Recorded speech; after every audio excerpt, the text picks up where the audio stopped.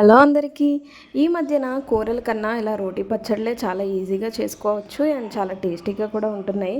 రోజు అవే తినాలనిపిస్తుంది. ఈరోజు అయితే నేను ఒక మంచి రోటి పచ్చడి అయితే చేసుకున్నాను. అదేంటో మీకు చూపిస్తా చూడండి. ముందుగా ఒక కళాయి తీసుకొని అందులో జీలకర్ర, కొద్దిగా ధనియాలు, వెల్లుల్లి, పచ్చిమిర్చి, టమాటాలను వేసుకొని బాగా ఫ్రై చేసుకొని పక్కకు తీసుకొని చల్లారనివ్వాలి.